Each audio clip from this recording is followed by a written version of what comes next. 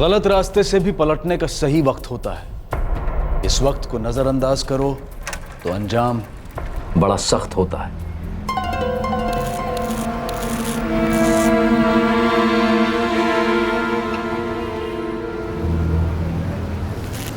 आलू ले लो, गोभी ले लो, ताजा ताजा सब्जी ले लो। सब्जी वाले सब्जी ले लो, सब्जी वाले ताजा ताजा सब्जी ले लो, ताजा ताजा सब्जी ले लो।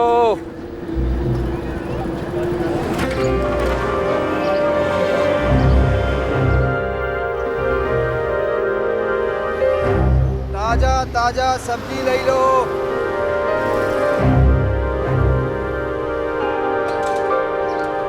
भिंडी ले लो, टमाटर ले लो, सब्जी वाले सब्जी ले लो, आलू ले लो, प्याज ले लो।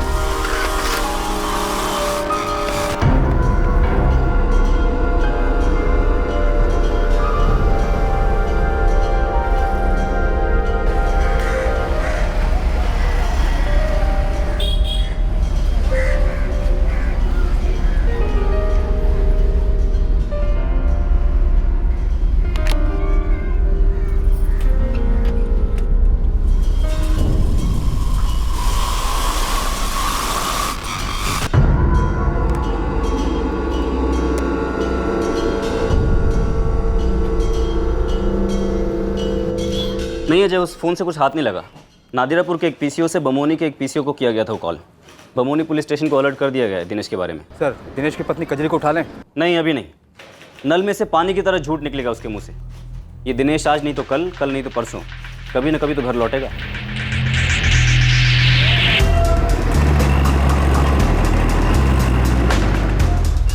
ताजा ताजा सब्जी ले लो।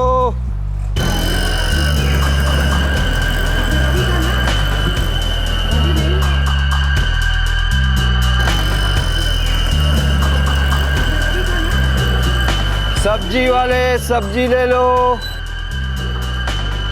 ताजा ताजा सब्जी ले लो, सब्जी वाले सब्जी ले लो, ताजा ताजा सब्जी ले लो, सब्जी वाले सब्जी ले लो, ताजा ताजा सब्जी ले लो। निकलो।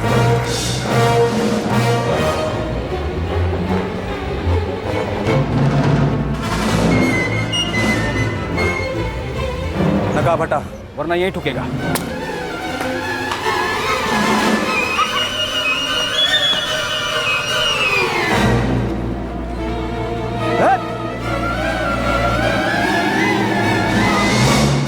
अपनी बिल में छिपने का बड़ा शौक है ना तुझे दिनेश मिश्रा, अब हमारी बिल में आ जाए। अरे चलो।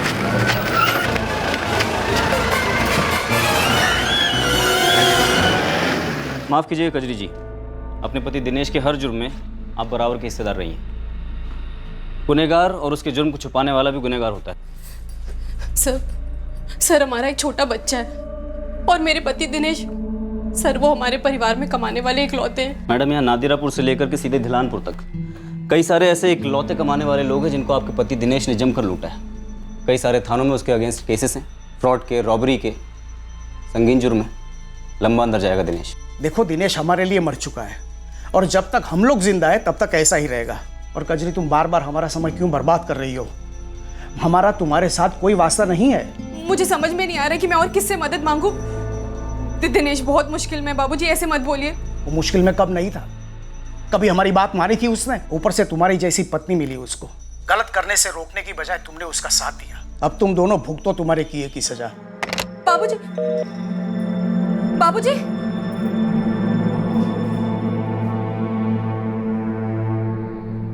जहाँ जहाँ कांड किए पुलिस सब केसेस खोल रही है। वो रहने दो। ये बताओ, ये बादल सिंह क्या कह रहा है? वही जो पहले कह रहा था, केस वापस नहीं लेगा और उसे उसके पैसे भी वापस चाहिए।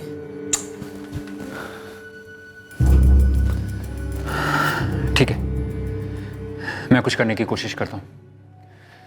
तुम भी देखो तुमसे क्या बन पड़ता है। और देखो, कोशिश करो, ये लोग अब टूट पड़ेंगे चिल कौवों की तरह। तुम्हें मुझे यहां से निकालना ही पड़ेगा। हम जो रास्ता चुनते हैं वही हमारी मंजिल तय करता है। गलत रास्ते पर गलती का एहसास होने के बावजूद भी अगर हम ना रुकें, यू टर्न ना लें, तो बहुत जल्द वो रास्ता एक ही मंजिल की तरफ ले जाता है, और वो है एक अंधी गली, डेड एंड।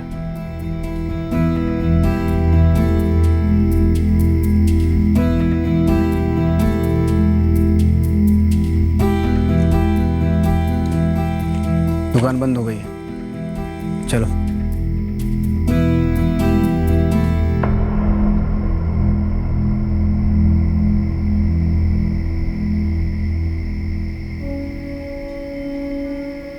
बेटा हलवा पूरी है।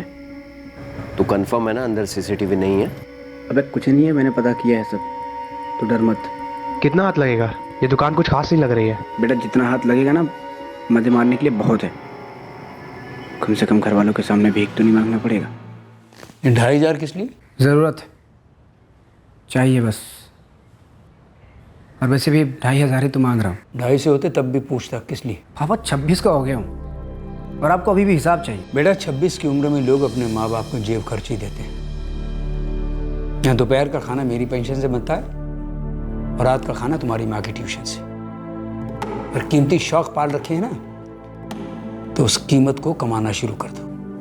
LLB हो, प्रैक्टिस क्यों नहीं शुरू करते? अरे ट्राई तो कर रहा हूँ, अब क्या जान दे दूँ? केस कोई हलवा पूरी नहीं होता सामने से आके किसी ने परोस दी। बेटा कोई सीधे 10वीं सीढ़ी चढ़ सकता क्या? पहले पहली सीढ़ी चढ़ो, समझे? पहला केस ही पहली सीढ़ी होती है पापा। अपने विश्वनाथ जी बहुत बड़े क्रिमिनल लॉयर हैं, मैंने उनसे बात कर रखी है। उनके साथ कोई काम वाम सीखो, हाँ? वही दिला देंगे तुम्हें तुम्हारा पहला केस। पापा आपकी इस रियलिटी को ना मैं अपने आर्ग्यूमेंट से 2 सेकंड में खारिज कर सकता हूँ, लेकिन मैं ऐसा करूंगा नहीं। फिलहाल केस ये है कि मैंने आपसे पैसे मांगे जो कि आप नहीं दे सकते। कोई बात नहीं, केस क्लोज्ड। जल्दी बोलो भाई लोग। सामने दुकान है, दुकान में ताला है और ताला तोड़ने का औजार हमारे पास है।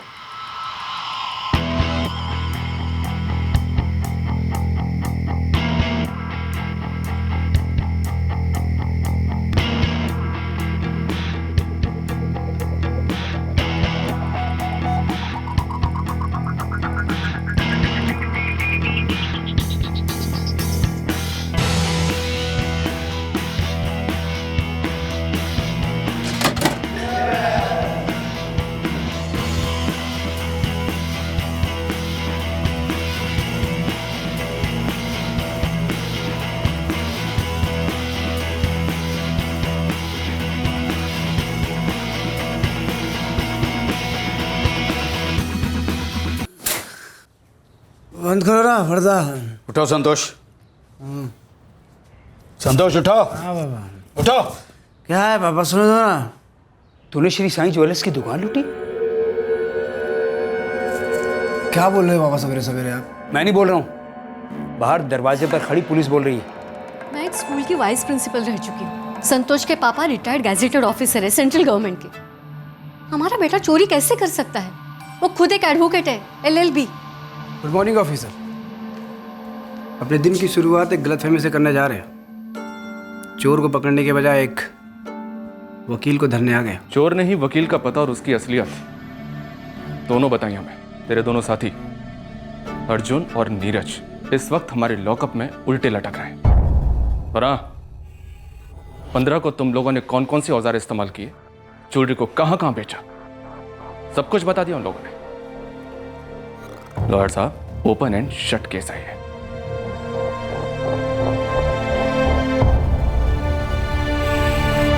घनश्याम जी, गिरजा जी, सनत टोली में हमारा एक खबरी है। वो हमें उस जोहरी के पास लेकर गया जिसकी दुकान पर जेवर बेचे गए थे। दुकान में लगे CCTV में जेवर बेचने वाले 3 लोग साफ साफ दिखाई दिए।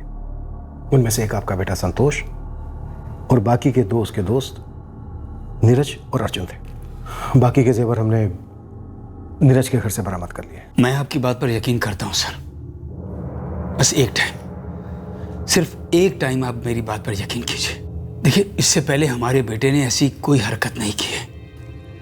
सर, हाथ जोड़कर रिक्वेस्ट करते हैं हम, बस इस बार माफ कर दीजिए, हम उसे सही रास्ते ले आएंगे। आप लोगों की भावनाओं को मैं अच्छी तरह से समझ सकता हूं, लेकिन आई एम सॉरी, चार्जशीट जुर्म के हिसाब से ही बनेगी। हाँ, आप लोग कोर्ट में दलील दे सकते हैं, आपका बेटा पढ़ा लिखा है, अगर ये उसका पहला जुर्म है तो अब जज साहब के ऊपर है कि वो माफी देते हैं या सजा। घनश्याम जी, इस बार अगर वो छूट जाता है तो उसे समझाइएगा जरूर। 26 साल की उम्र कोई 16-17 साल की नाबालिग उम्र नहीं होती। अगर वो फिर से जुर्म के रास्ते पे चला तो रास्ता सीधे अंधी गली में खत्म होगा और जिंदगी डेड एंड पर। तेरी जमानत कराने के बाद मेरी विश्वनाथ जी से बात हुई थी। तुझ पर इतना बड़ा कलंक लगने के बावजूद वो तुझे अपना असिस्टेंट रखने के लिए राजी हैं। सीधे उनके पास जा, पैर छू और काम शुरू कर। देख बेटा, आगे कोई भी गलत कदम उठाने से पहले माँ बाप का सोच। हम मिडिल क्लास लोगों की सबसे बड़ी कमाई होती है हमारी इज्जत, उसे ऐसे मत उछाल। तू आज के आज विश्वनाथ जी के दफ्तर जाएगा। ठीक, अभी जाता हूँ विश्वनाथ जी के दफ्तर। ये गिरिजा, कहां से ये गुण है इस लड़के में? समझ में नहीं आ रहा है कहाँ कम पड़ गए हमारे संस्कार।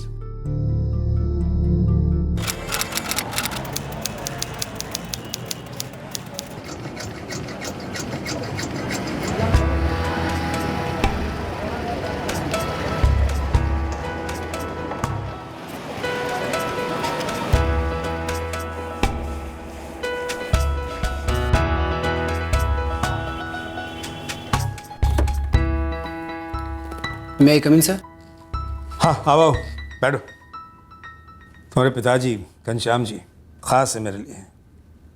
अपने काम में न सिर्फ ईमानदार थे बल्कि काम में बहुत अच्छे भी थे। मैं भी बहुत अच्छा हूँ सर, पता चलेगा आपको। वो तो तुम्हारी चार्जशीट देखते ही पता चल गया था। खैर, मिट्टी डालो इस बात पर। और एक बात सुन लो, जो अपने असिस्टेंट को मैं एक ही बार बोलता हूँ, हमेशा स्मार्ट बनो, ओवर स्मार्ट कभी नहीं। जी सर। कोर्ट रीडर के पास पेपर्स कैसे फाइल करती है आइडिया है? थोड़ा बहुत। कोर्ट नंबर 7 में फाइल कर, और कोर्ट रीडर जो तारीख देगा उसकी रिसीट लेकर आ जाओ। वकील साहब, इतनी लेट तारीख कैसे मिल सकती है? इतने दिन हम लोग कैसे मैनेज करेंगे? मैंने नज़दीकी तारीख मांगी थी लेकिन मिली नहीं।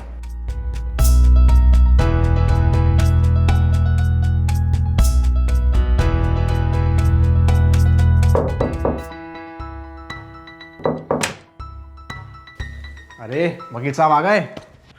यार, अब से हमारा कोई भी कोर्ट कचहरी का लफड़ा हो तो तू संभाल लेगा ना? नहीं, हम में से किसी एक को ना पुलिस में होना चाहिए था, तब तो कोर्ट तक बात पहुंचती ही नहीं। क्यों वकील साहब? अबे काय का वकील साहब, विश्वनाथ जी ने चपरासी बना रखा है मुझे। मैं तो बस फाइलें ज़ेरॉक्स कराता हूँ और इधर उधर पहुँचाता हूँ। भाई इतना स्लो मोशन आदमी है ना ये। मतलब मेरे हाथ में केस है तो 2 दिन में निपटा दूँ। जब तेरा केस आएगा ना तब कर लेना। पहले वो जो पुराना हिसाब है ना वो चुकता कर दे। वो पिछली बार के दारू और गांजे के पैसे दे दे 1000 रुपये। साले, मेरी फीस समझ के भूल जा। किसी केस में अंदर जाएगा ना तो कोर्ट जमानत लेने मैं ही आऊँगा तेरा। अबे नीरज, हाँ बोल। और पीने का मन कर रहा है यार। यार अभी तक ढंग से चढ़ी भी नहीं है। हाँ।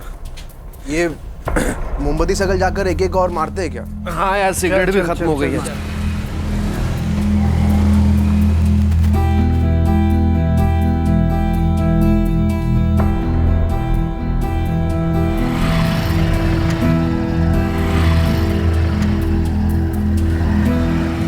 अरे भाई आजा भाई, पिए, ठंडी हो रही है।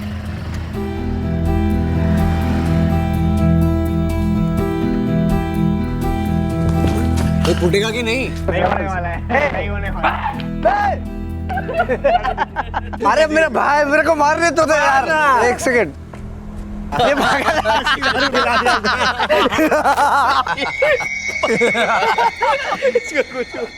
क्या क्या है ये? कहाँ जा रहा है? क्या है ये? अरे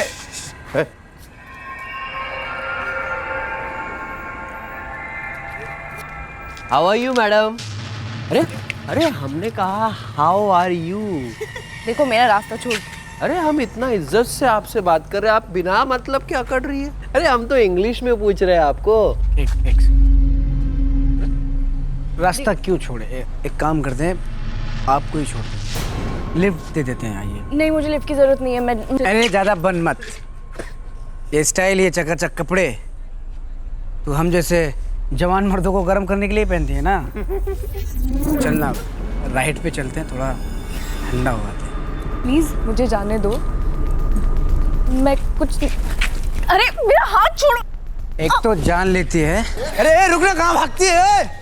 अरे ऐसा वैसा लड़का नहीं हो, BLLB हूँ, BLLB, advocate Santosh Mahto, criminal lawyer, Bamauni district court. Come on baby. अपनी औकात दिखा के चली गई, तुमसे ही उम्मीद ना थी भैया।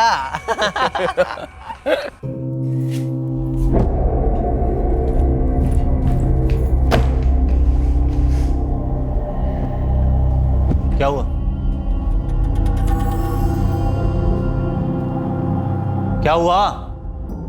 कुछ लड़के छेड़ते हैं इसे। तो पहले क्यों नहीं बताया? कौन है? कहाँ छेड़ते हैं? मोमबत्ती सर्कल पे हर दूसरी रात वहां पर होते हैं, ड्रिंक करते हैं, पहले भी कई बार छेड़ चुके। नाम क्या है? अरे नाम क्या है? भैया वो लोग 3 लड़के हैं।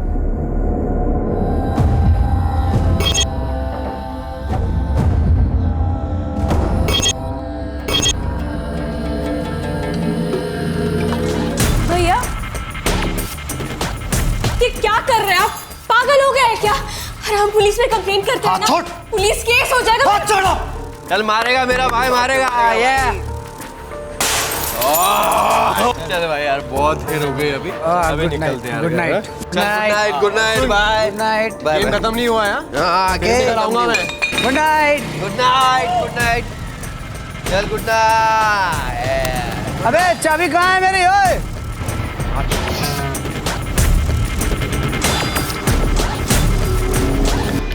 ए सुनो, यहाँ 3 लड़के थे क्या? हाँ थे, चले गए वो लोग। क्यों? जानते हो तुम? हाँ जानता हूँ। काम क्या है? उनमें से कोई एक संतोष महतो करके एडवोकेट है, मिलना था उससे। मैं हूँ एडवोकेट संतोष महतो। क्यों, कोई केस से लड़ना है क्या? जब मेरी बहन ऑफिस से आती है ना, तो तू और तेरे वो दोनों दोस्त मिलके उसको छेड़ते हैं। तेरे को कोई मिसअंडरस्टैंडिंग हुई है। हम लोग ने किसी को नहीं। क्या नाम क्या है तेरी बहन का? नहीं नहीं नहीं, नाम से काम नहीं चलेगा। एक काम को, उसको यहाँ पे बुला ले, मैं देख के बता दूंगा कि मैंने उसको छेड़ा है कि नहीं छेड़ा। तो उसको छेड़ने लायक दोबारा रहेगा तब ना।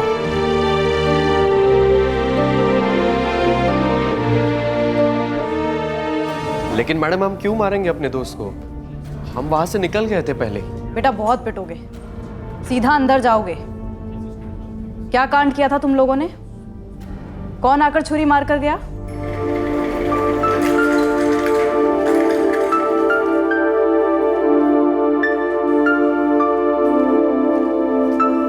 नहीं मैडम, वो हम तीनों पी रहे थे मोमबत्ती सर्कल पे, तब वहां से एक लड़की गुजर रही थी, तो हमने उसे थोड़ा छेड़ दिया। नहीं और कुछ नहीं हुआ, वो वहां से चली गई बाद में। उसी एरिया की थी वो, शायद लौटी होगी अपने बाप भाई के साथ। तब तक मैं और नीरज वहां से निकल चुके थे। हाँ, संतोष वहीं पे था। कौन थी वो लड़की?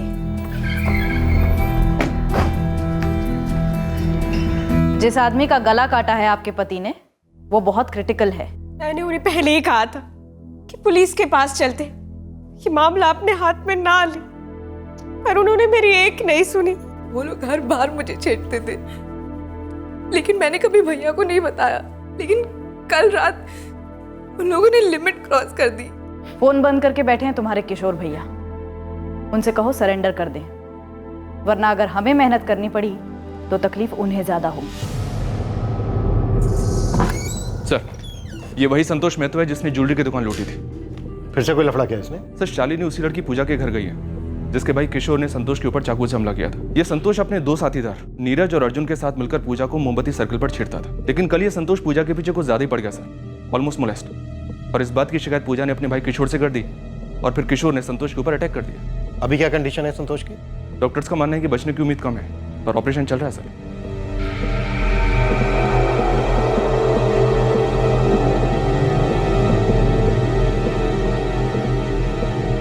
बहुत ही मुश्किल से हमने पेशेंट को मौत के मुंह से बाहर निकाला है। आपका बेटा बहुत लकी है जो इतना गहरा वार और इतने ब्लड लॉस के बाद भी सांस ले रहा था। Excuse me.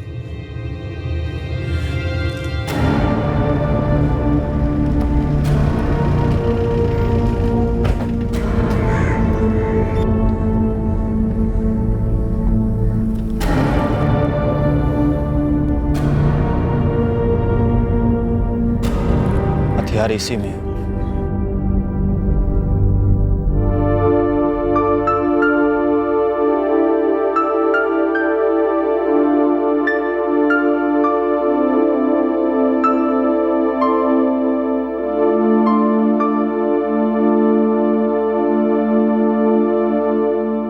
संतोष महतो बच गए, फिर भी तुम पर अटेम्प्ट टू मर्डर के चार्जेस लगेंगे।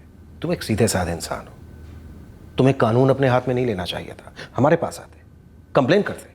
क्या मेरी बहन पहली लड़की है सर जिसके साथ इन्होंने इस तरह की बदतमीजी की? क्या वो आखिरी लड़की होगी? क्या इन लोगों के खिलाफ आज तक किसी ने कोई कंप्लेंट नहीं की होगी? सर, क्या गारंटी है कि सजा काटने के बाद भी ये लोग लड़कियों पर हाथ डालना छोड़ देंगे? इस बात की गारंटी है कि अगर संतोष मर जाता तो तुम पर मर्डर के चार्जेस लगते, लंबी सजा होती। तुम्हें कानून अपने हाथ में नहीं लेना चाहिए था किशोर। जितना वो गिल्टी है इस वक्त उतने ही तुम भी गिल्टी हो। कानून हाथ में ना लेता तो भी उतना ही गिल्टी होता सर, सहन करने का गिल्टी। आम आदमी क्या करे?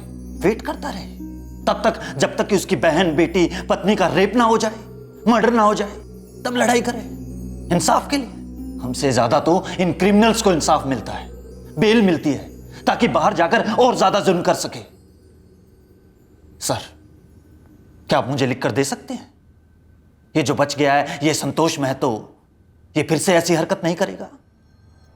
सर, ये बच जरूर गया लेकिन सुधरने वाला नहीं है, ये आप भी जानते हैं। इस वक्त मैं सिर्फ ये जानता हूं किशोर कि कटघरे में तुम भी एक मुजरिम की तरह खड़े हो गए। और अफसोस है मुझे इस बात का, क्योंकि तुम एक सीधे साधे आम इंसान हो जो अपने परिवार के लिए ईमानदारी से काम करता है, अपना घर चलाता है। तुम्हें चाकू नहीं चलाना चाहिए था।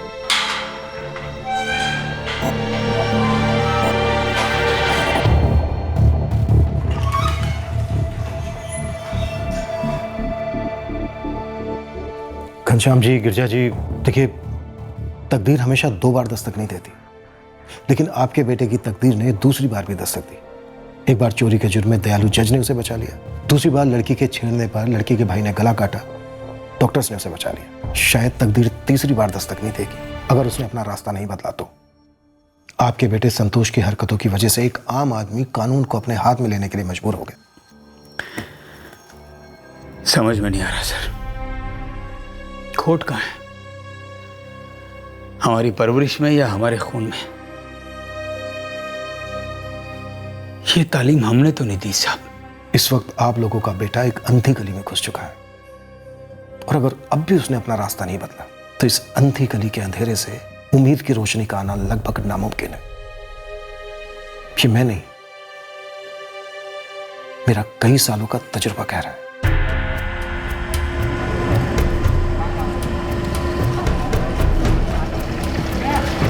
इस हादसे को महतो परिवार ने किनारे कर दिया था और संतोष के माँ बाप ने उसके सर में कील ठोक दी थी कि जुर्म की दुनिया उसे सिर्फ बर्बाद करेगी।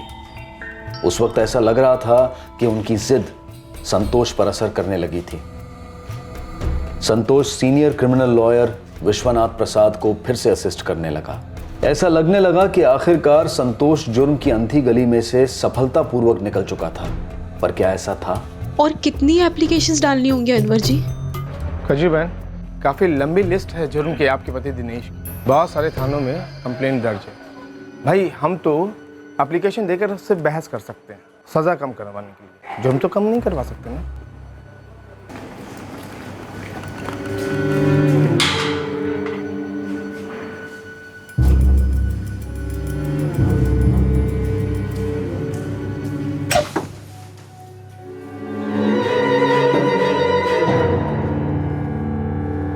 दो केसेस में बेल हो चुकी है, लेकिन बाकी थाने की पुलिस चोरी और फ्रॉड के केस में पूछताछ के लिए कस्टडी मांग रही है। सारे केस एक साथ नहीं हो सकते क्या? मैं नहीं जानती दिनेश, मैं अपनी तरफ से पूरी कोशिश कर रही हूँ और वकील साहब कह रहे थे कि हम दोनों को तैयार रहना चाहिए।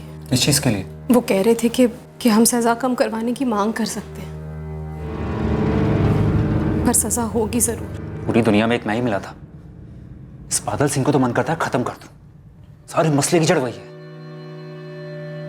अच्छा ये बता, विशाल कैसा है? ठीक है।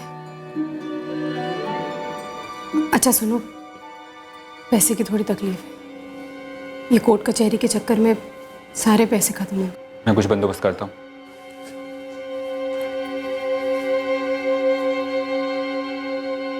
कोई महंगाई से परेशान है तो कोई टैक्स से, कोई नौकरी से परेशान है तो कोई बेरोजगारी से, किसी को प्यार चाहिए तो किसी को तलाक।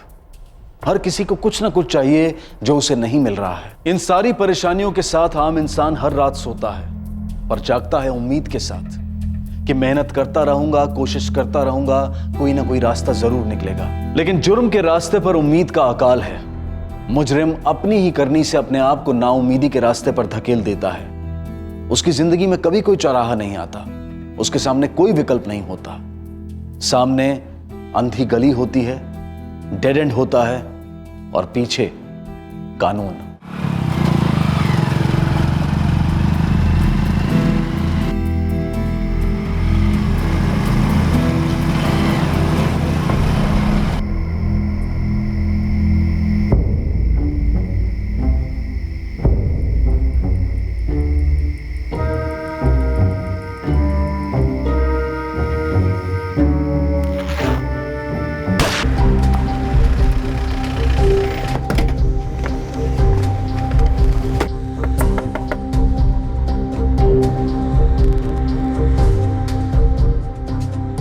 क्या किया हमारे बेटे ने? वो तो पता करने में टाइम लगेगा सर, पर आपके लिए एक बुरी खबर है। मुझे याद है सर, आपने कहा था अंधेरी गली से निकाल लो अपने लड़के को। देखिए अंधेरा ही निकल गया उसे। आप बता सकते हैं वो नादिरापुर क्यों जा रहा था? कहाँ जाता था, कहाँ से आता था, कब, क्यों, कैसे, कुछ नहीं बताता था हमें। उसकी माँ आंसू बहा रही है उसके लिए। कोई नई बात नहीं है, हम तो रोज आंसू बहाते थे उसके लिए। अब ये आंसू तो तभी रुकेंगे जब हमारी सांसें रुकेंगी। संतोष घर से कब निकला था? कल सुबह। किस काम से? लॉयर विश्वनाथ जी को असिस्ट करता था। जा रहा होगा उनके ऑफिस या फिर कोर्ट जा रहा होगा।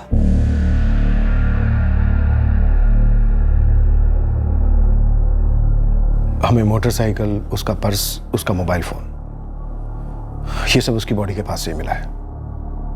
हम पता लगाने की कोशिश कर रहे हैं कि वो किससे मिलने जा रहा था। बात कर लीजिए एक बार विश्वनाथ जी से। सच कह रहे हैं मैडम, एक अरसे से संतोष को नहीं मिला और कल रात तो हम उसके साथ थे ही नहीं मैडम।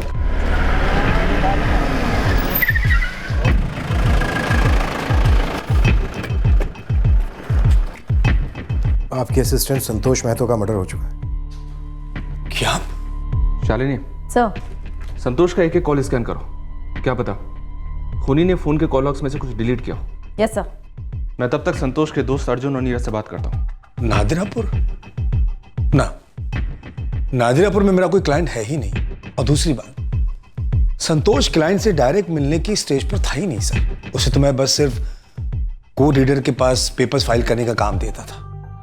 कभी कभार सिंपल केस पढ़ने को कहता और उसके नोट्स बनाने को कहता, उसके अलावा कुछ भी नहीं। कल कितने बजे निकला था संतोष ऑफिस से? एग्जैक्टली तो नहीं बता सकता, पर शाम होते ही निकल गया था। संतोष का बैकग्राउंड तो आपको मालूम ही होगा। जी, उसके दोनों केसेस को मैं बराबर जानता हूँ इंस्पेक्टर। सिर्फ और सिर्फ उसके पिताजी की वजह से मैं संतोष को एक अच्छा भविष्य देने की कोशिश कर रहा था। कुछ आइडिया है क्यों मारा होगा उसको?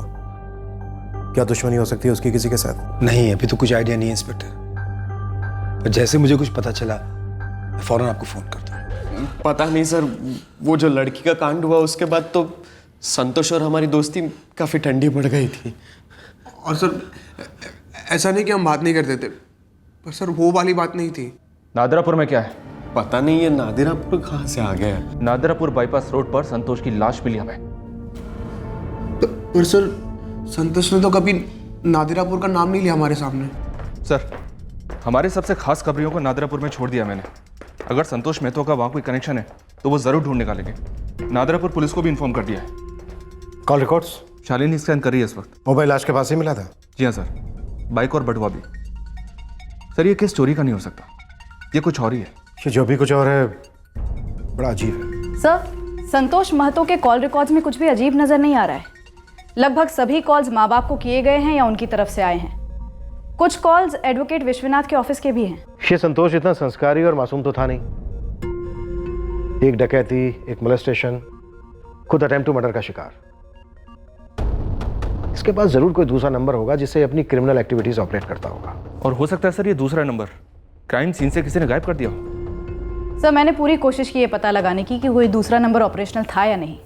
नहीं सर, उसका एक ही नंबर था, 444556664। सर जी, शायद वो फिर से 2 नंबर की दुनिया में चला गया था या हमसे छुपा रहा था तो बोल नहीं सकते। उसके पास दूसरा नंबर भी हो सकता था।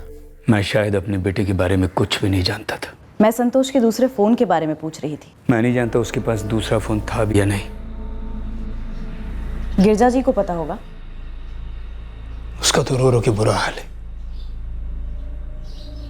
क्यों रो रही है वो? संतोष के लिए? उसे कुछ पड़ी थी हमारे बारे में?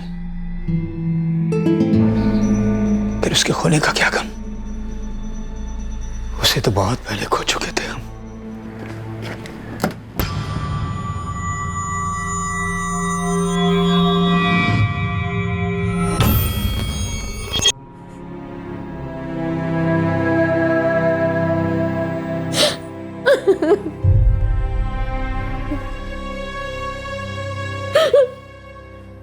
केशव, इस संतोष महतो का हमारी जुरिस्डिक्शन में तो कोई कनेक्शन नहीं मिला, लेकिन हाँ मर्डर का कनेक्शन जरूर मिला है। कैसा कनेक्शन सना साहब? तुमने अपनी रिपोर्ट में जो गोलियां मेंशन की थी, पैलेट्स, वो एक देसी मेड रिवॉल्वर से चलाई गई थी।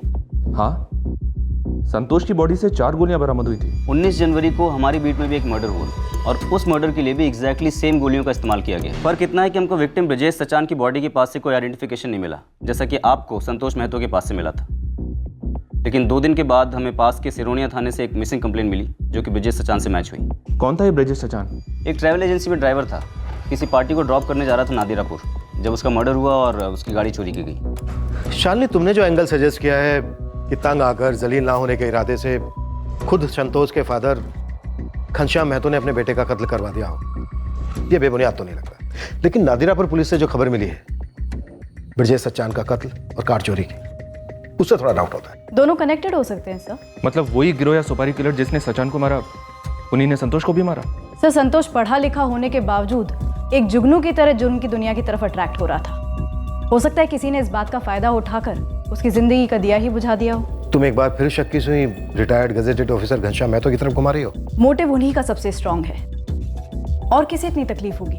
वो जो लड़की छेड़ने का केस था, पूजा मंडल, उसका भाई, क्या नाम उसका, जिसने संतोष पर हमला किया था? किशोर मंडल। उसकी जमानत हो गई सर। उठा लो उसे। एक बार जुर्म किया, सजा काटी थोड़ी, उसके बाद बंदा कौन से जुर्म का हाईवे लेगा कुछ नहीं कहा जा सकता। सर, केशव, नादिरापुर पुलिस से ब्रजेश सचान मर्डर की सारी डिटेल्स निकालो। पता तो चले कि सच में कार चोरी का केस है या फिर बात कुछ और है।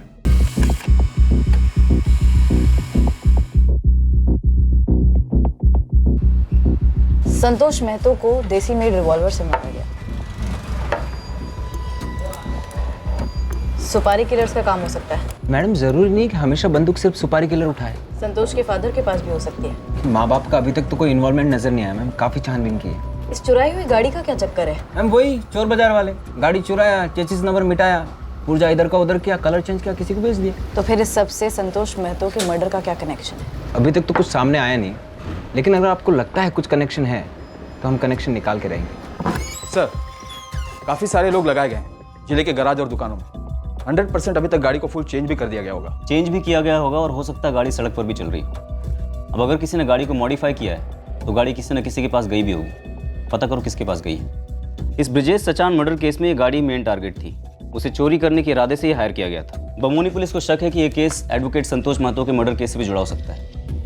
हमें इस केस को जल्दी क्रैक करना होगा। सर, संतोष के पिता घनश्याम के कॉल रिकॉर्ड से ऐसा लग तो नहीं रहा है कि उन्होंने किसी सुपारी किलर को कांटेक्ट किया होगा। फोन एकमात्र तरीका तो नहीं होता है ना किससे कांटेक्ट करने का। हो सकता है चुपचाप फेस टू फेस बात की। सर, रिटायर्ड लोग हैं, मध्यम वर्गीय। हो सकता है कि अपने बेटे से परेशान होंगे, पर क्या वो इस हद तक जा सकते हैं? कुछ भी हो सकता है। जब पढ़े लिखे रिटायर्ड लोगों का LLB पढ़ा लिखा बेटा डकैती कर सकता है, मोलेस्ट कर सकता है, तो कुछ भी हो सकता है। ब्रजेश सच्चान मर्डर और चोरी की गई कार का क्या स्टेटस है? नादिरापुर पुलिस उसके पीछे लगी हुई है सर। हम भी लगे हुए हैं। 2 मर्डर, 1 चोरी की गई कार, क्या कनेक्शन हो सकता है आपस में? सुनिए, एक बात पूछूं? सच सच बताओगे? मैंने कभी तुमसे झूठ बोला जो आज ऐसे सवाल करने की नौबत आ गई? आपको लगा कि संतोष गलत रास्ते पे बहुत आगे चला गया, हम दोनों से रोक नहीं पाए तो मैंने संतोष को, अपने इकलौते बेटे को मरवा दिया। ये कहना चाहती हो तुम? वो इतना बदल चुका था कि हम उसे पहचान ही नहीं पाए। लेकिन हमारा संतोष ऐसा पैदा तो नहीं हुआ था। हमारी जिंदगी को एक मकसद, एक मतलब देने के लिए आया था हमारी जिंदगी में। हम दोनों ने एक अच्छी ढंग की जिंदगी जी, अपनी एक अलग दुनिया बनाई। लेकिन संतोष ने क्या किया? अपने आप को बाहर की एक ऐसी दुनिया को दे दिया जिसका ना तो कोई कायदा था, ना कानून था, ना ज़मीर। मैं आज तक नहीं समझ पाया उसे ऐसी दुनिया में क्या दिखाई दिया और क्यों। पुलिस कहती है कि हम संतोष के कातिलों को पकड़ लेंगे और ये केस क्लोज होगा ही होगा। लेकिन क्या हमारी जिंदगी में कभी कोई मकसद लौटेगा? समझ ही नहीं आता कभी कभी। क्या हमारा संतोष किसी अंधी गली में खो गया या हमें किसी अंधी गली में छोड़ गया?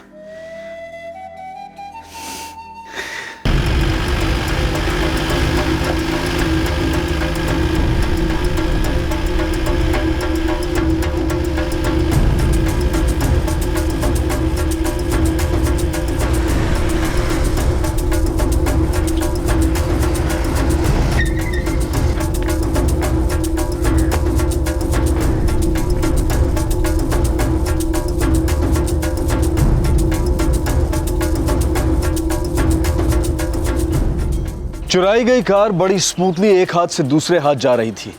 उसका रंग रूप बदल चुका था, लेकिन पुलिस अब तक इस चुराई गई कार और संतोष के कत्ल के बीच के कनेक्शन पर उंगली नहीं रख पाई थी।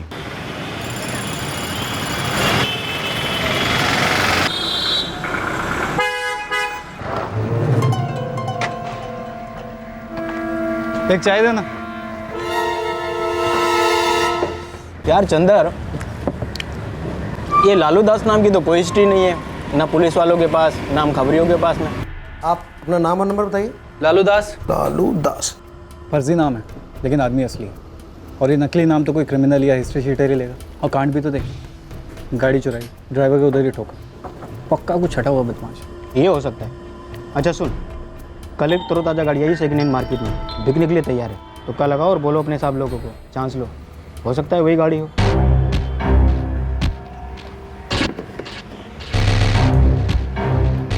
गाड़ी का मॉडल वही है जो चोरी हुई थी?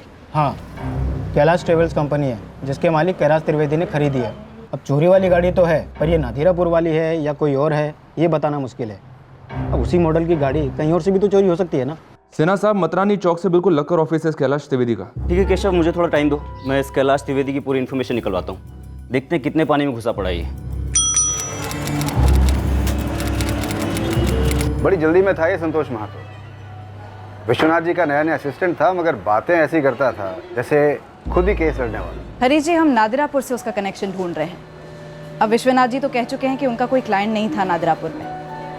क्या आपको कोई आइडिया है कि संतोष नादिरापुर क्यों गया होगा? फंसाया होगा किसी को केस के चक्कर में। किसको? शालिनी जी, ये कोर्ट है, यहाँ हजारों लोग आते हैं केस के सिलसिले। अब किसी को ढापा होगा उसने। क्या आप प्लीज पता लगा सकते हैं कि संतोष नादिरापुर क्यों गया होगा?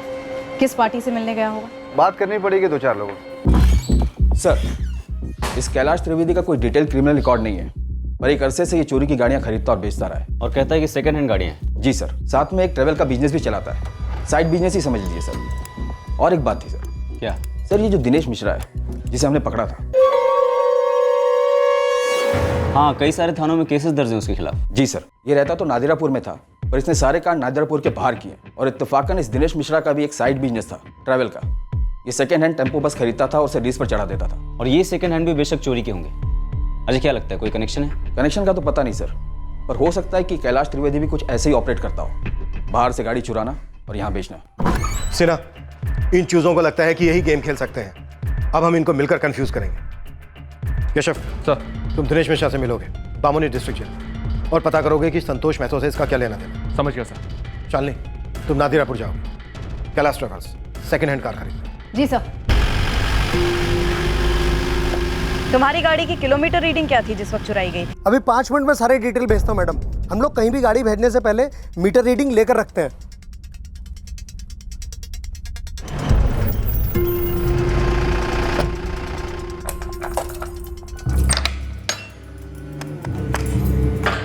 दिनेश मिश्रा, आज कौन मिलने आया है? तेरे ससुराल वाले, बमौनी पुलिस थाने से।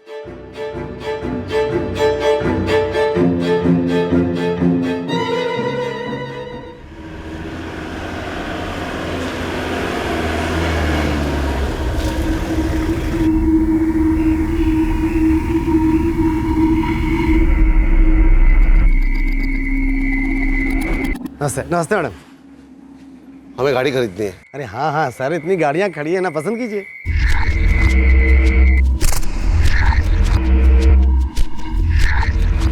ये वाली ठीक लग रही है, क्या रेट लगाएंगे इसका? अरे सर, रेट कहाँ भागे जा रहे हैं, पहले गाड़ी तो देखिए। बस एक बात कहूँ सर, एकदम करेक्ट पीस चुना आपने। कोई नहीं बोलेगा सेकंड हैंड गाड़ी है, नई से भी ज़्यादा स्मूथ, टिप टॉप। सर चला के तो देखिए, मक्खन है मक्खन। चलानी तो बनती है। लाइए चाबी। अभी लाया चाबी।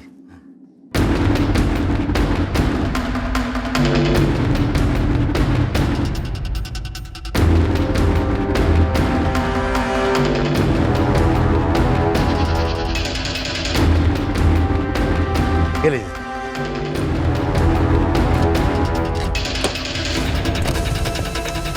एक राउंड लेके आते हैं। अरे एक नहीं सर, 4 चक्कर लगाइए, गाड़ी आपकी है।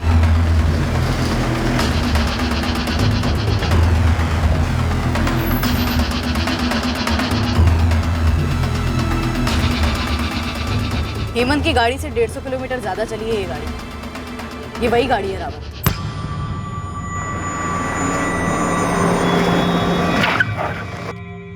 असलम, जल्दी से गाड़ी खोलकर चेक कर लो।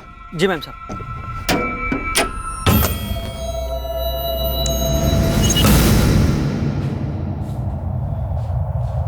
सर, 6 महीने से जेल में हूँ। मुझे क्या पता संतोष महतो का गेम किसने बजाया। तो क्या पता है तुझे? सर, मुझे तो ये पता है कि लंबा सड़ने वाला हूँ मैं जेल में। कैलाश त्रिवेदी को जानता है तू, जो नादिरापुर में कैलाश ट्रैवल चलाता है? हाँ सब जानता हूँ, मेरा भी ट्रैवल्स का ही धंधा था। तो बता, ब्रिजेश सचान को किसने मारा और क्यों? ब्रिजेश? सर ये कौन है? सिरोनिया की हेमंत जाकर ड्राइवर। संतोष के मर्डर के लगभग 1.5 हफ्ते पहले, और दोनों रिवॉल्वर में एक ही किस्म के गोले थे। अब तू मुझे साफ साफ बता, क्या रिवॉल्वर और उसे चलाने वाला भी एक ही था? सर मुझे इस बारे में कैसे पता होगा? संतोष महतो को कैसे जानता है तू? सर न्यूज़पेपर में पढ़ा था कि एक लॉयर का मर्डर हुआ है, और मेरी बीवी कई बार बात करती थी। क्या? तेरी बीवी क्या बात कर रही थी? सर वो बता रही थी एक लॉयर है संतोष महतो करके, जो मेरा केस लड़ने वाला है, जो मुझे जमानत दिलाएगा। संतोष महतो एडवोकेट विश्वनाथ प्रताप का असिस्टेंट था, क्या वो ये केस लड़ने वाला था? सर मुझे इस बारे में कुछ नहीं पता।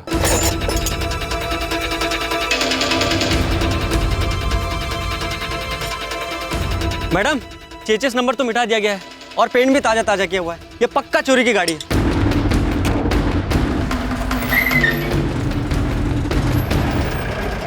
है ना मक्खन, एकदम नई जैसी। कैलाश त्रिवेदी, गाड़ी का चेसिस नंबर बदलने और उसका रंग बदलने से क्या गाड़ी नई हो जाती है? कौन है आप लोग? मैकेनिक हैं कानून के, मुजरिमों के पुर्जे खोलते हैं, एक एक पुर्जा। ले चलो इसे। नहीं, नहीं, अरे मेरी ऐसे थोड़ी ना होता है। आप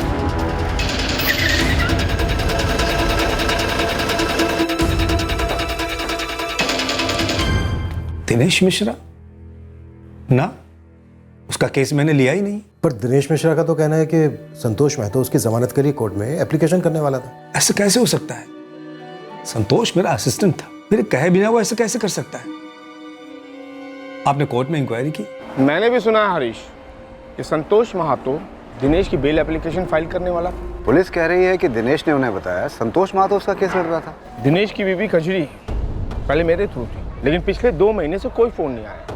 मुझे क्या मालूम था कि मेरे पीठ पीछे संतोष महातो से बात चल रही है। जी चौहान साहब, इस दिनेश मिश्रा को हम ही लोगों ने पकड़ा था और उसकी पत्नी कजरी मिश्रा से भी हम लोग वाकिफ़ हैं, काफ़ी अच्छी तरीके से। हमने कैलाश त्रिवेदी को कस्टडी में लिया है। तुम कजरी मिश्रा की क्वेश्चनिंग करो। ये संतोष महतो दिनेश मिश्रा का केस लड़ने वाला था, लेकिन कोर्ट में कोई एप्लीकेशन फाइल नहीं हुई थी। माजा क्या है अभी तक क्लियर नहीं। मैं तुरंत पता करता हूँ चौहान साहब।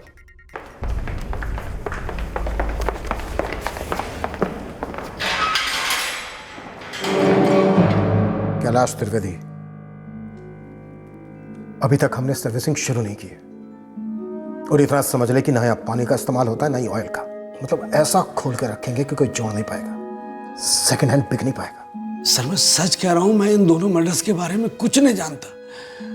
मैंने तो बस मिथिलेश और भुवन को गाड़ी के लिए बोला था। कौन है मिथिलेश और भुवन? सर ये दोनों सेकंड हैंड गाड़ियां दिलाते हैं। चुराते हैं? सर मेरा काम है सेकंड हैंड गाड़ी बेचना।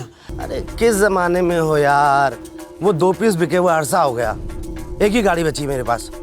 भुवन सुन, मुझे अर्जेंटली नया माल चाहिए। कमीशन का क्या सोचा है कैलाश भाई? कमीशन सोचने वाली नहीं, देने वाली चीज है। मिथिलेश को पूछ ले, 50% देता हूँ, इस बार भी दूंगा। 50 डन कर दे। ठीक है कैलाश जी, उड़ाते हैं फिर कोई चिड़िया। अच्छा सुनो, वो बमौनी और नादिरापुर के बाहर हाथ मारना। वैसे भी वो दिनेश मिश्रा की गिरफ्तारी के बाद ना पुलिस चारों तरफ मडरा रही चील की तरह। सिनोरिया या लोपार में जाके जाल बिछाते हैं। उन्होंने सिरोनिया से गाड़ी भेजी, चुराई। सर इन लोगों ने सिस्टम बना रखा है, जिस कस्बे से गाड़ी चुराएंगे उसे दूर ले जाकर बेचेंगे, सेम जगह कभी नहीं। दिनेश भी यही करता था।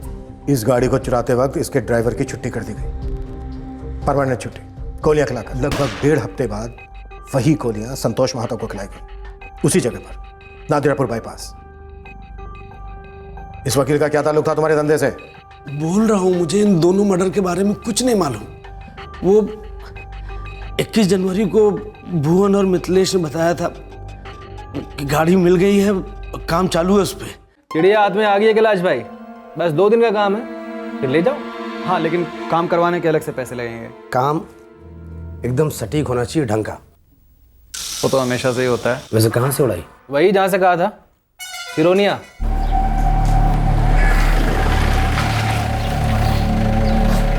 उन्होंने मुझसे कहा सिरोही में उन्होंने पूरी स्टडी की है, नजर रखी और पक्का कर लिया कौन सी उड़ानी है। ये सही रहेगी। आज ही बुक करता हूँ इसे। एक गाड़ी मिलेगी क्या नादिरापुर के लिए? हाँ हाँ।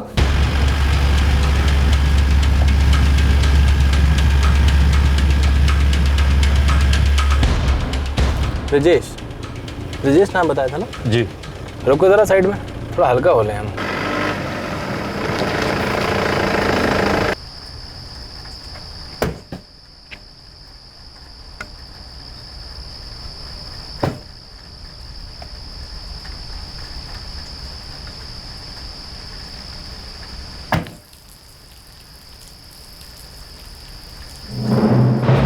गाड़ी चुराने के लिए जरूर कहा था, ये मेरा काम है, लेकिन मर्डर वर्डर इन सब से मेरा दूर दूर का लेना देना नहीं है सर। हराम की खाएगा लेकिन छुरी कांटे से, हाथ मैले नहीं करेगा अपने। जुर्म करने वाला और जुर्म करवाने वाला दोनों अंदर जाते हैं, सजा दोनों को होती है। ये क्या बोल रहे हैं सर? मैं चोरी की गाड़ी बेचता हूँ, मानता हूँ, इसके लिए जो भी फाइन होगा मैं देने को तैयार हूँ। कितना फाइन बनेगा sir?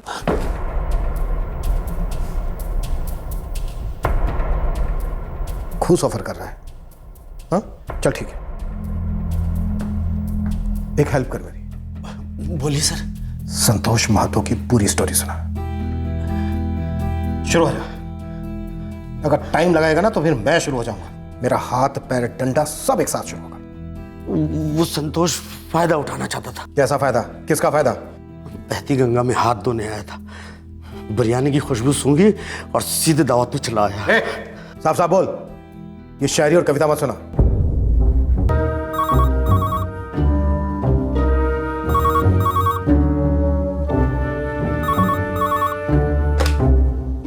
Hello, Kailash travels. Kailash ji, सुना है सौदा हो रहा है किसी चिड़िया का।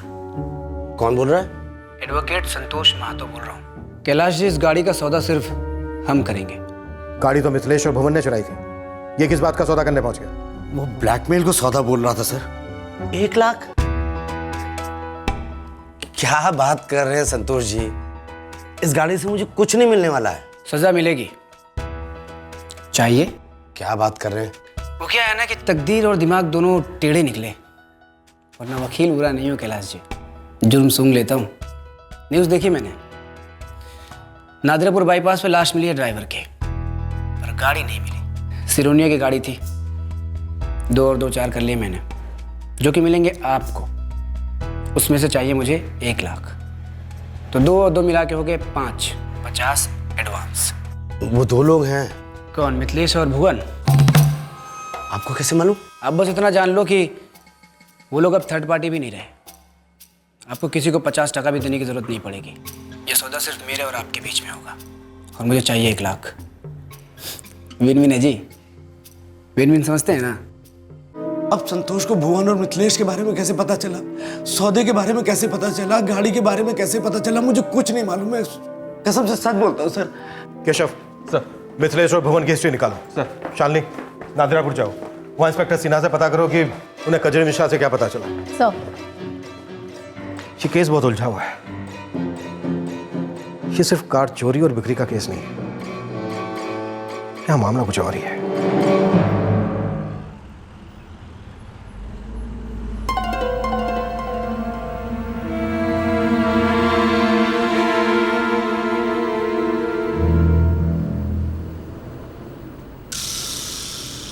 अब क्या हुआ है सर? कुछ नहीं, आपका इंतजार हो रहा था। क्यों? क्या हुआ है? हुआ तो बहुत कुछ है, और बहुत कुछ पूछना है आपसे। पूछिए। बच्चे को किसी पड़ोसी के यहाँ छोड़ेंगी? थाने चलना पड़ेगा।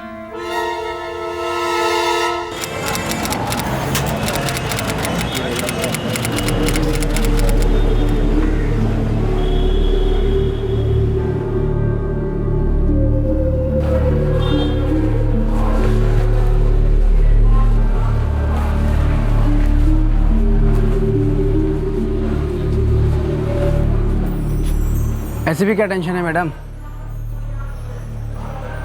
मेरा नाम एडवोकेट संतोष महतो है। कई बार देखा मैंने आपको, बहुत परेशान रहती हैं।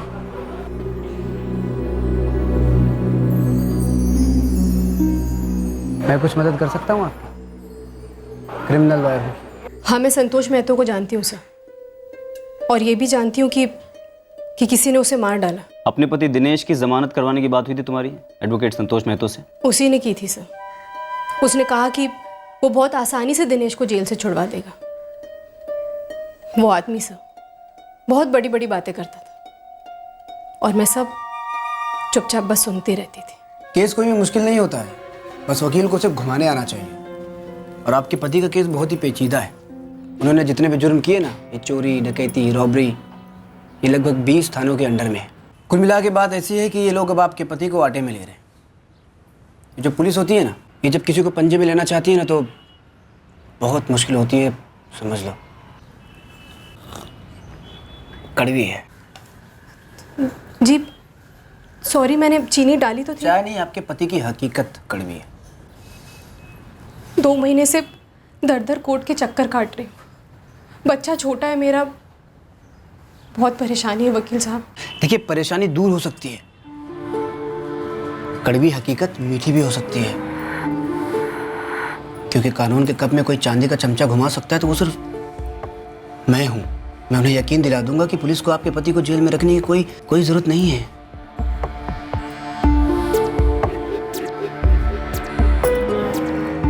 देखो, मैं तुम्हारे पति को अंधेरी गली से निकाल के आज़ादी दिलाऊंगा, वादा कर रहा हूँ। लेकिन आपकी फीस क्या होगी? अरे कैसी बात कर रही हैं आप? मुझे पता है आप परेशान हैं, अकेली हैं, घर में एक छोटा सा बच्चा है और पति जेल में है। सरवाइव करना बहुत मुश्किल होता होगा, नहीं? आप जमानत की एप्लीकेशन कब दर्ज करेंगे? बस यही बातें होती थी सर, हर बार। और मेरे पति, वो अब भी जेल में है। तो इन 3 महीनों में तुम्हारे सामने संतोष महतो सिर्फ तुम्हारे पति को छुड़वाने की डींगे हाँकता रहा। इतना ही हुआ 3 महीनों में, और तुम्हें लगता है कि हम तुम्हारी इस बात का यकीन कर लेंगे? सर, अगर आपको किसी और बात पर यकीन करना है तो आप कर सकते हैं। आपने मुझसे पूछा कि मैं संतोष महतो को कैसे जानती हूँ और मैंने आपको बता दिया। अब उसे किसने मारा, क्यों मारा, मैं ये सब नहीं जानती। ये भुवन सिंह कौन है? मिथिलेश कुमार कौन है? कौन है? कजरी जी, ये आपकी गलत फहमी है कि आप विक्टिम हैं। दरअसल विक्टिम वो लोग हैं जिन्हें आपके पति दिनेश ने लूटा और आपने उसका साथ दिया। आप भी उतनी ही क्रिमिनल हैं जितना कि दिनेश। और याद रखिएगा, आप सिर्फ जमानत पर रिहा हुई हैं, बरी नहीं हुई। इसलिए अपने आप को मासूम और हमें बेवकूफ़ समझने की गलती कतई मत कीजिएगा। आपके पति दिनेश से बात हुई हमारी, इसलिए ये कहने की कोशिश तो बिल्कुल मत कीजिए कि आप भुवन सिंह और मिथिलेश कुमार को जानती नहीं, बल्कि आप ये भी जानती हैं कि एक गाड़ी चोरी हुई थी। अब जरा सोच समझ के जवाब दीजिए कि क्या उस गाड़ी चोरी की टिप संतोष को तुमने दी थी या फिर तुमने ही संतोष का मर्डर करवाया? सर, अपने बच्चे का ख्याल रखने और अपने पति की जमानत करवाने की कोशिश करवाने के अलावा मेरी जिंदगी में और किसी चीज की कोई जगह नहीं। और ये कार की चोरी, इन सब के बारे में मुझे कुछ नहीं मालूम। झूठ के धागों से जो कहानी बुनी जा रही थी वो यहीं से शुरू हुई थी, पर यह कहानी कैसे बनी, कहां तक गई और कैसे गई, ये वो इंसान भी समझ नहीं पा रहा था जो इस कहानी का एक अहम धागा था। हर कोई अपने आप को अंधी गली में धकेल रहा था और किसी को यह बात समझ में नहीं आ रही थी कि इस गली के अंत में सिर्फ अंधेरा है, डेड एंड। साहब, जिस दिन से आपने कैलाश त्रिवेदी को उठाया ना, ये मिथिलेश और भुवन दोनों भी अंडरग्राउंड है। अंडरग्राउंड ही गए ना, तो ग्राउंड को खोदो, खींच निकालो बिल से। संतोष क्रिमिनल था। ये भुवन, मिथिलेश, जो भी आप कह रही हैं, ये उसके पहचान वाले रहे होंगे और जो भी हुआ उन लोगों के बीच में हुआ होगा। तो आप कैसे सोच सकती हैं कि इस सब के बारे में मुझे पता होगा? मैं आपसे सिर्फ ये जानना चाहती हूँ कि संतोष ने आपसे कुछ कहा था क्या, किसी चोरी की गाड़ी के बारे में या इन दोनों के बारे में? हम आपको पहले ही बता चुके। संतोष हमें कुछ नहीं बताता था। हमारे लिए वो अजनबी था जिसे हमने अपने खून पसीने से सींचा ताकि जिंदगी में वो कुछ बन सके। लेकिन तकदीर का कोई अलग ही प्लान था। अब अगर आप ये कहेंगी कि आपका बेटा अपने कुकर्मों से मारा गया, तो मेरे पास इसका कोई जवाब नहीं। हाँ, वो आपके ऑफिसर ने कहा था कि आपका बेटा एक अंधी गली में घुस रहा है जिसकी मंजिल एक डेड एंड है। हो सके तो उसको वहां से वापस खींच लो,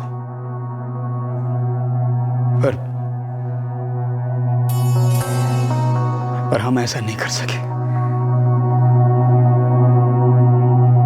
अजीब सी बात है, पर अजीब लगनी भी नहीं चाहिए। तार कहीं यहीं से छिड़ा हो सकता है। मतलब भुवन सिंह?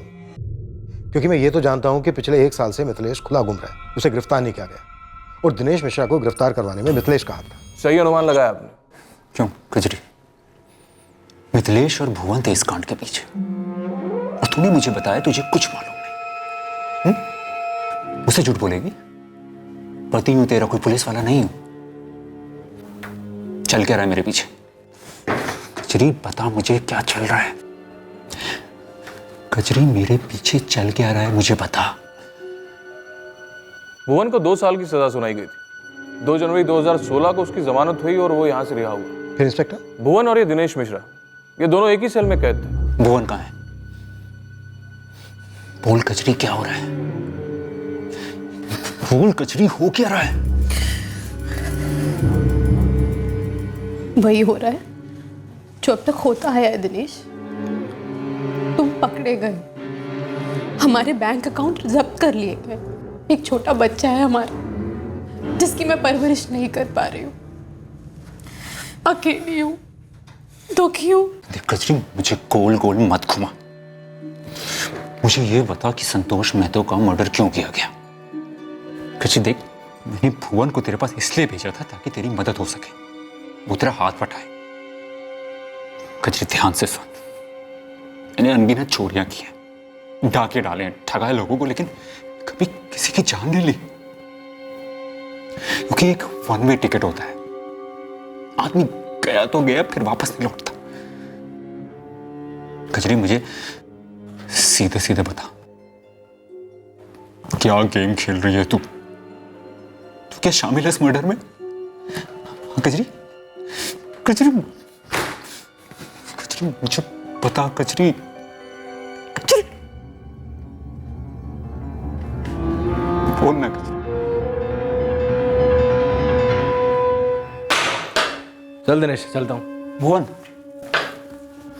सुनना, कचरी और विशाल का ध्यान रखना। मेरी बात हुई थी कचरी से, तो वहीं रहना उनके साथ मेरे घर में, और उनको बराबर पैसे देते रहना। दिनेश, जुबान दी ना मैंने, परिवार की चिंता क्यों करता है? ए भुवन, चल, जमानत हुई है तेरी, खारिज भी हो सकती, चल। भुवन और दिनेश लंबे अरसे से एक ही सेल में कैद थे। उनके बीच दोस्ती गहरी थी, भरोसा अटूट था।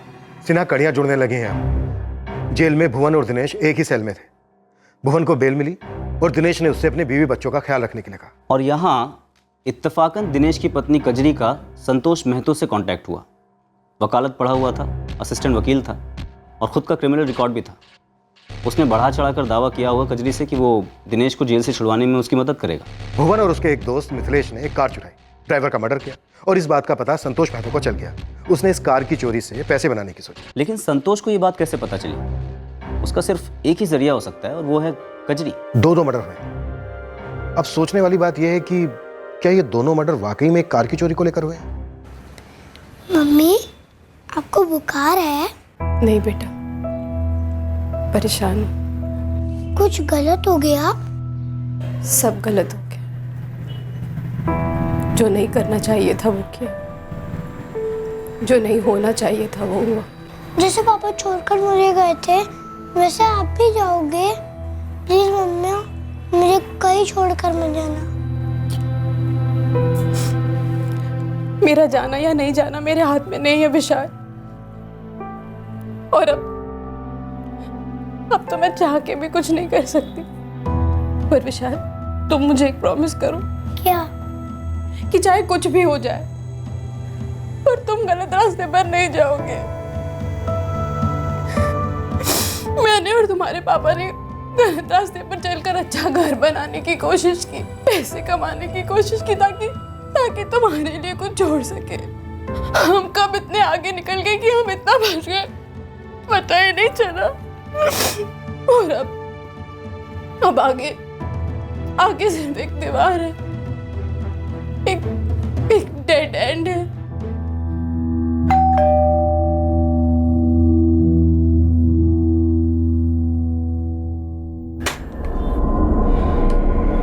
कजरी, क्या फैमिली में कोई है जो बच्चे की देखभाल कर सके? कोई हमारे कांटेक्ट में नहीं रहना चाहता। कोई ना कोई इंतजाम तो करना पड़ेगा। हम तुम्हें कस्टडी में ले रहे हैं, तुम समझ रही हो ना? नहीं, मेरी मम्मी कहीं नहीं जाएगी। आप लोग जाओ अब यहाँ से। कहीं नहीं जाएगी मेरी मम्मी।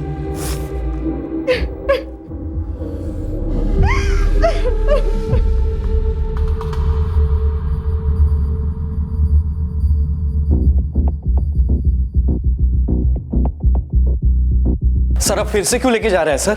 सर, जो कुछ बोला ना तभी हमने बोल दिया था सर। हाँ ना सर। सर प्लीज प्लीज, बात सुनिए। तुम भी यही चाहती थी कि संतोष महतो को मरवा दिया जाए। तुम सब फंसे हुए थे, फायदा उठा रहा था वो तुम सबका। मैं सिर्फ अपने पति की बेल चाहती थी, और वो संतोष, वो सिर्फ मेरे साथ सोना चाहता था। हर वक्त बस यही कोशिश करता था। उसका कोई इरादा नहीं था दिनेश को बाहर निकलवाने का। संतोष जी, आप हर बार कहते तो है कि आप बहुत कुछ कर सकते हैं, पर कभी करते नहीं। विशाल कहाँ है? क्यों? कहाँ है विशाल? दोस्तों के साथ खेलने बाहर गया। क्या बात है? देखो, मुझे तुमसे कोई फीस नहीं चाहिए, और मैं तुम्हारे पति को बाहर निकालूंगा, वादा कर रहा हूँ। बस तुमको मेरे साथ सोना होगा।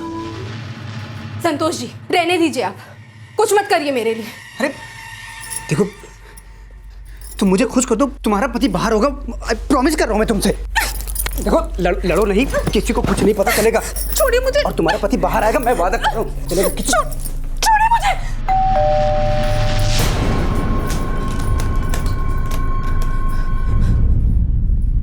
अरे वकील साहब, आप प्रणाम।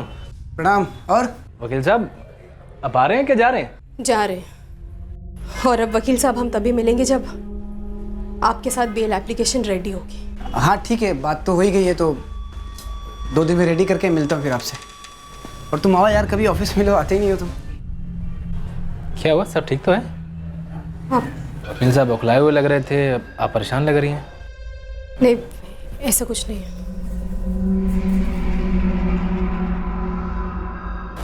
कुत्ते की दुम सीधी नहीं होती ना सर। फिर लौटे वकील साहब, बार बार आ धमकते थे। वही बड़ी बड़ी बातें, वही बार बार मेरे साथ सोने की मांग। उसने जबरदस्ती की? उसकी जबरदस्ती का जवाब देने की ताकत तो मुझ में थी सर, लेकिन उसकी धमकी, उसके आगे मुझे घुटने टेकने पड़े। संतोष जी, आप जाइए यहाँ से, मुझे आपकी कोई जरूरत नहीं है। आप जाइए यहाँ से। क्यों? तुम्हारी सारी जरूरतें वो भुवन पूरी करता है? हाँ क्यों? और वो भी फ्री में। वो तो तुम्हारे पति को बाहर निकाल भी नहीं सकता है। फिर ऐसा क्या है उसमें? औरत और मर्द के बीच में दो चार होते कहाँ हैं? हाँ, अब देखिए ना, तुम्हारे पति ने अपने दोस्त को तुम्हारी देखभाल के लिए भेजा था। जाहिर है वो सिर्फ देखभाल तो करता नहीं होगा, और भी बहुत कुछ करता होगा। करता है ना? अब तुम एक्टिंग करोगी कि नहीं नहीं, हमारे बीच में ऐसा कुछ नहीं है, हमारे बीच में बहुत अच्छा रिश्ता है, मेरा बहुत ख्याल रखता है, मेरे पति का दोस्त है वो। लेकिन मेरे पास वीडियो है। कैसा वीडियो? तुम्हारी और भुवन की। क्या बकवास कर रहे हो तुम? 6 दिन पहले जब मैं तुम्हारे घर में आया था और तुम मेरे लिए चाय बनाने गई थी, तब मैंने तुम्हारे बेडरूम में कैमरा छुपाया था। 3 दिन पहले निकाला मैंने उसे, रिकॉर्डिंग के साथ, जिसमें सब कुछ साफ साफ रिकॉर्ड हुआ है। आगे तुम समझ गई होगी मैं क्या कहना चाहता हूँ। देखो, मुझे कोई प्रॉब्लम नहीं है, पर दिनेश ये वीडियो देखेगा तो बहुत बुरा लगेगा बेचारे को, शॉक्ड हो जाएगा। सब कुछ एकदम साफ साफ नजर आ रहा है ना उसमें। तुम्हें ऐसे नहीं करना चाहिए था। वही तो, मुझे ऐसा नहीं करना चाहिए था, लेकिन तुम इतनी खूबसूरत हो, मैं अपने आप को रोक नहीं पाया। क्या करो, हो गई गलती भी, माफ कर दो। चलो बेडरूम में। कभी नहीं। देखो, तुम भुवन के साथ हो चाहे पूरे मोहल्ले वालों के साथ, मुझे फर्क नहीं पड़ता है। इतनी सी डिमांड है, मुझे खुश कर दो, वरना मेरी सनक गई ना तो कोई खुश नहीं रहेगा। बहुत हो गया भी, चलो। Hello uncle. हेलो बेटा।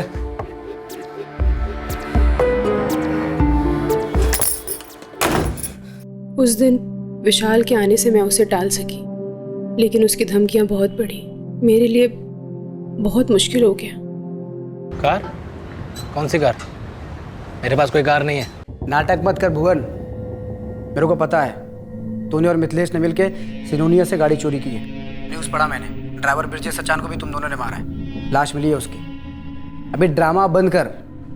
अच्छा, एक काम करता हूँ यार, मैं सीधा पुलिस के पास जाता हूँ। रुको रुको, मैं थोड़ी देर में फ़ोन करता हूँ तुम्हें।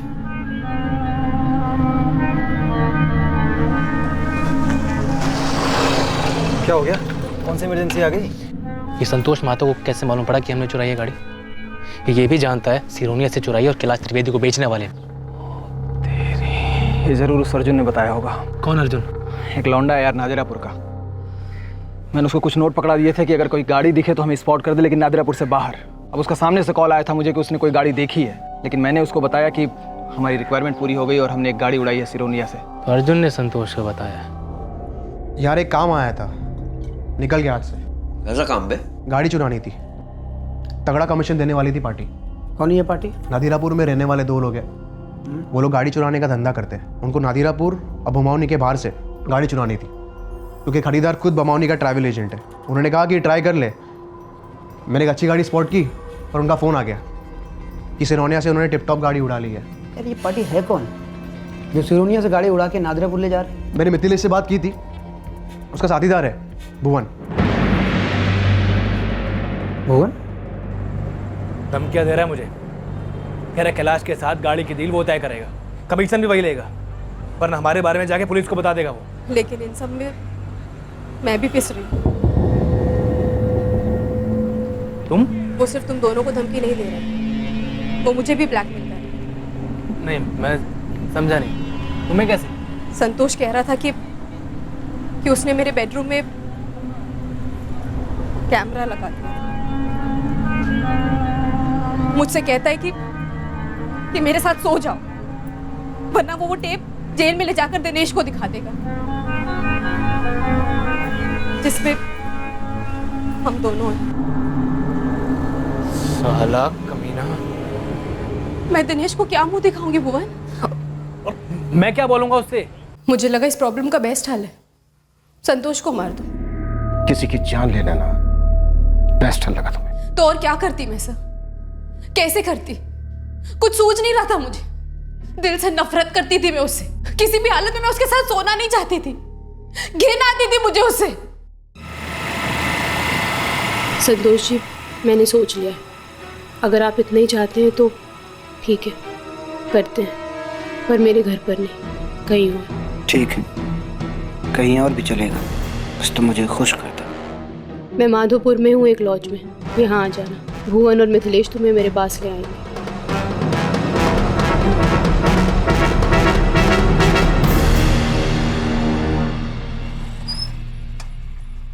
पीछे पीछे आ जाओ वकील साहब।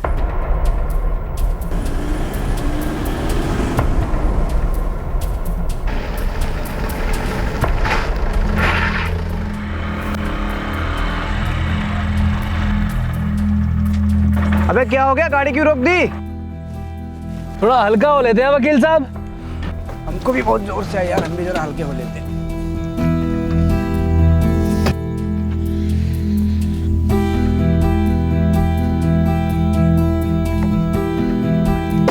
संतोष। हाँ? मेरे और मिथिलेश के बीच में ना एक कोड है, चलो हल्का हो लेते हैं। अच्छा, दूसरा फोन था उसके पास? हाँ बिल्कुल था, जिससे वो अपने सारे ऐसे वैसे काम किया करता था। तो संतोष महतो को मरवा देना बेस्ट हल लगा तुम्हें? अब जरा सोच के मुझे बताओ, तुम्हारे लिए बेस्ट हल क्या होगा और तुम्हारे बेटे विशाल के लिए बेस्ट हल क्या होगा?